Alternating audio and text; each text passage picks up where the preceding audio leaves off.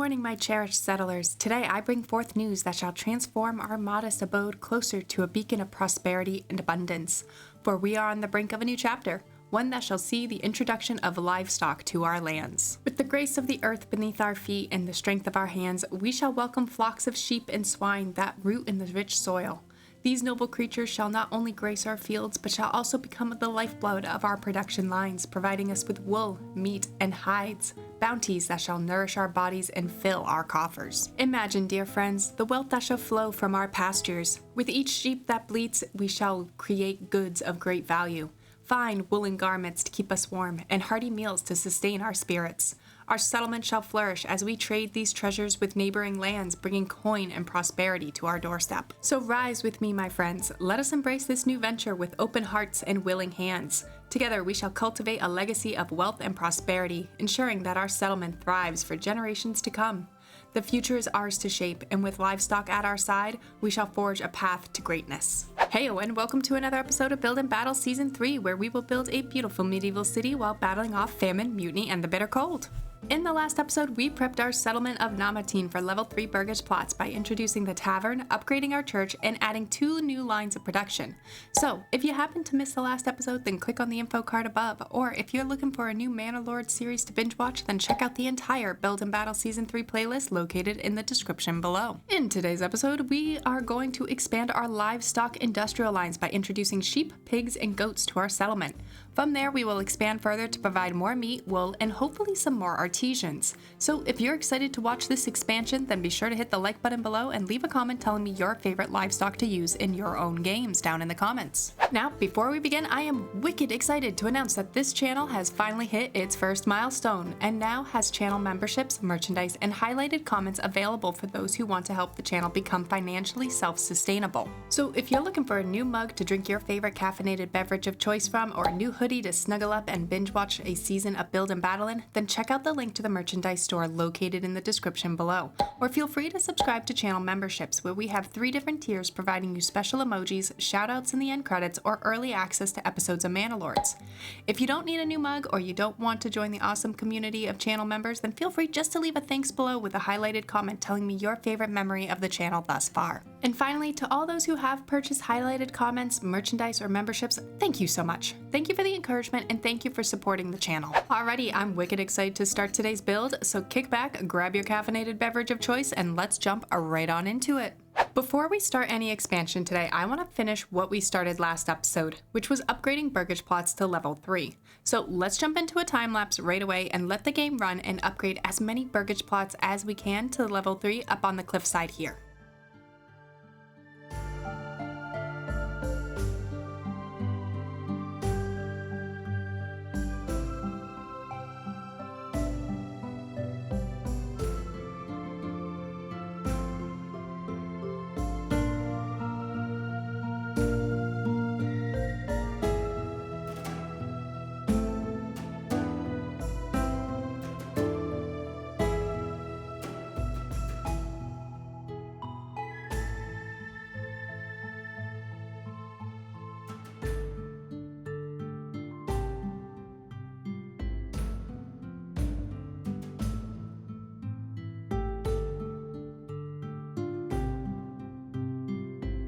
Alright, so while we're waiting for some of those burgage plots to build up and get upgraded, I do want to come in really quickly to our manor house and actually raise our land tax a little bit. This way we are pulling more from our regional wealth to our treasury. With those level 3 burgage plots, it provides an additional space for a new family to move in. So I'm kind of trying to accomplish 2 things here. The first is I actually do want to decrease our approval rating so that people move in slower. And then I want to increase our treasury so we can try and catch up to this debt a little bit. So I'm going to actually increase this to 20, and we'll continue to monitor it throughout the episode to see how it affects us.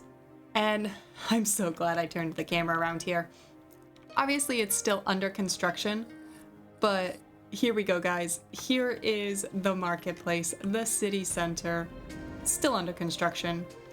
But if we get down real low, actually, let's just come straight on in here. Yeah, look at how good this looks, guys. It honestly, it looks like a full medieval city. Obviously still pieces are under construction, but it increases that height, increases that feel of a built up area. And I feel like it grew very organically, especially since this was the first area that we built and it's now the highest leveled area. Ooh, little door. Oh, I love the little door. Anywho. Oh, I just lost my train of thought. Anyway, guys, I really like how this turned out. So let me know down in the comments if you enjoy how this has turned out thus far also. All right, so we are literally just waiting a little bit for these burgage plots to finish upgrading so that we can get our next development point. So let's give the game a second to run through here and get caught up. Awesome, so now that we have done that, we have gained actually 2 development points and I wanna spend those quickly now. So I want to come on in here and I want to purchase a few of these before we continue on, and I'm going to probably prioritize fertilization first, as I want to optimize our farm fields and future sheep pastures, and then orchards, because honestly the orchards are very, very aesthetically pleasing and they're not particularly efficient, but you know, they look very beautiful. They may not provide us a lot of food, they may take 3 years to come in, but just seeing a huge orchard amongst a block of housing just looks so good. So let's jump on in here, let's get fertilization, and let's get the orchardry.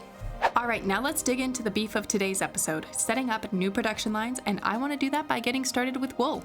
To do this, we're going to need to build a few different assets, such as the livestock trading post so we can import the sheep, a sheep farm so the sheep have a place to be sheared, and then I want to build a dyer's workshop so we can complete the production line for cloaks.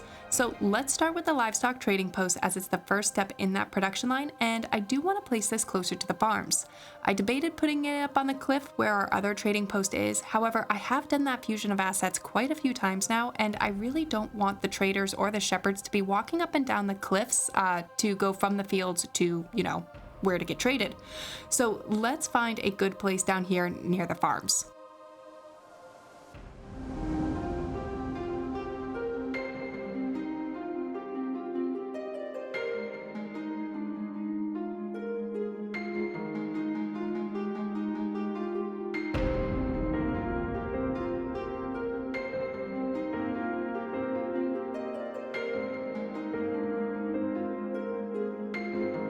Alright, now I want to fuse the sheep farm close to the livestock trading post to make the 2 assets kind of bulkier and look better together. So let's see if we can find a nice spot and angle to wiggle the sheep farm in close to the livestock trading post and see how we might be able to fuse these 2 buildings together in an aesthetically pleasing way.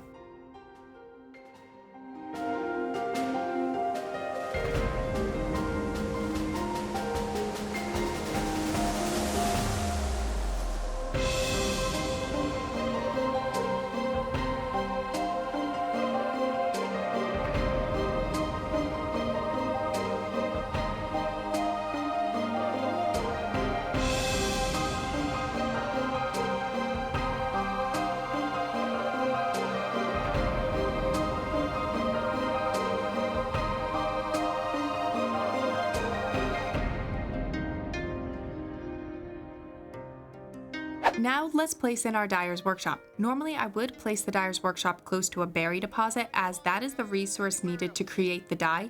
However, we do not have a berry deposit in this territory. Thus, we will need to rely on the trade to create this good. Therefore, it makes more sense to place this up on the hill, as it's closer to the trading post and would technically be considered a craftsman item. So let's place that on in real quick.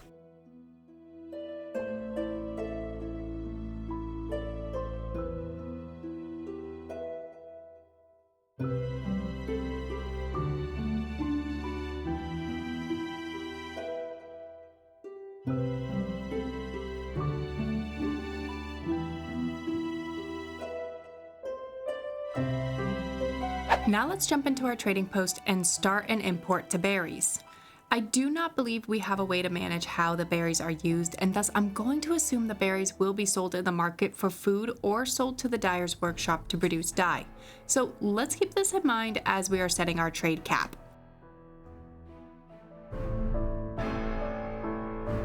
All right, now I think we have enough workforce to be able to upgrade another burgage plot, and I think it would be fitting to upgrade one closer to the dyer's workshop.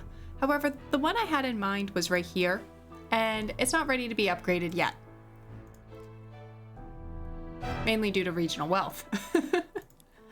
But let's kind of come in here, and I think maybe instead we could upgrade this one to have the tailor workshop. And then we'll also assign it to become a cloak. Next, I want to add piggies to our settlement so we can boost our meat production. Right now, we're producing a very, very pitiful amount of meat. I mean, come on, we're -4 meat right now. And a lot of that is because our meat is only coming from the hunter's camp. And with our most recent update, we can now produce meat with the pig backyard extension attached to our burgage plots. Now, I have a big area in mind for this right here, kind of between the farmlands and our city center. I'm kind of thinking, for the most part, we're going to do a few blocks of burgage plots using the corpse pit method. And in this area, I'd like to keep them at about a level 2 burgage plot level. So let's jump on in and let's do 1 to 2 blocks of burgage plots using the corpse pit method.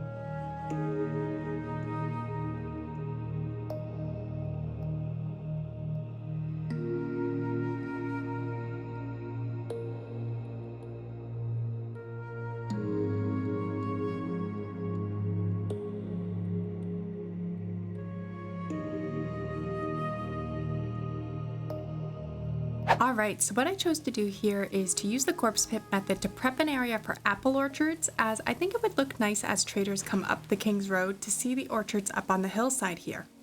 I then was efficient with the smaller backyard spaces, so we were careful not to create large pens and thus preserve some space. Finally, with that preserved space we accomplished, I did actually space the burgage plots out just a little bit so that they weren't so densely packed together in this area. So it has a more, I guess, suburban rural vibe to it. So yeah, let me know kind of how you think it came out down in the comments. Awesome, now let's jump in and upgrade the backyard extensions.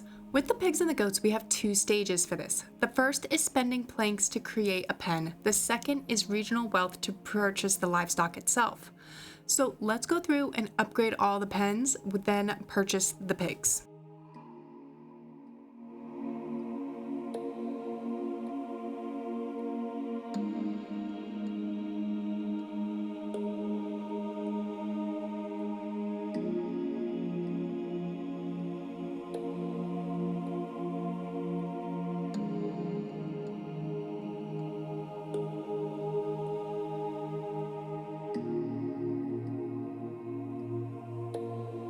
Let's head back up here to our city center and upgrade a few of our burgage plots to a butcher's. Now, it may make sense for the butchers to be kind of more down in the newly developed areas. However, I want to keep the end production lines, such as the artisans, up on the cliffside. So I imagine there are pig farmers down beneath the cliff who then sell their piggies to the butchers in the city after they have grown big and plump. Anywho, let's pick up some nice, pick a nice burgage plot here and decide which one we want to upgrade. And I want to focus on one that has just a single household. So I think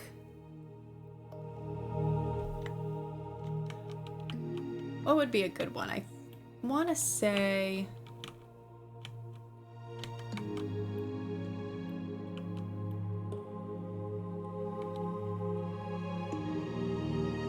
I think we'd be okay actually if we took a double. So let's do this double right here. Because in all honesty, I'm probably overthinking it a little bit. And it doesn't really matter. So yeah, last minute, we're doing this one. Oh wait, that's the cobbler's shop. I swear I can read, I promise.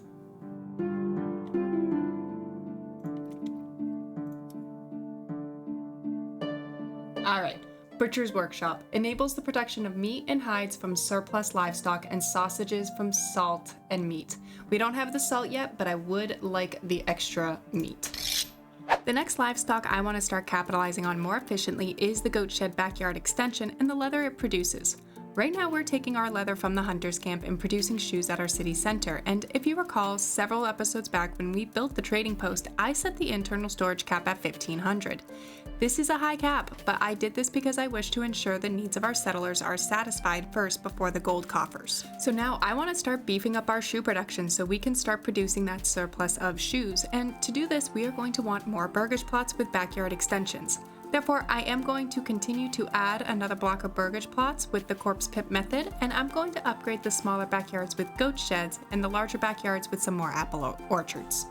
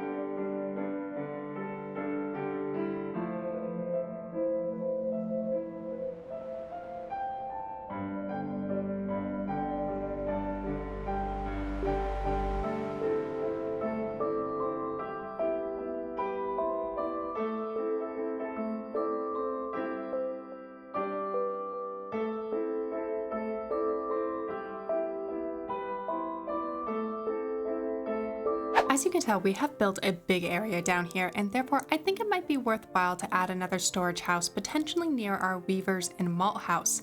It may be excessive since we already have a few small storage houses set up, but I do find it beneficial to have the storage houses scattered throughout the territory for a more efficient production line.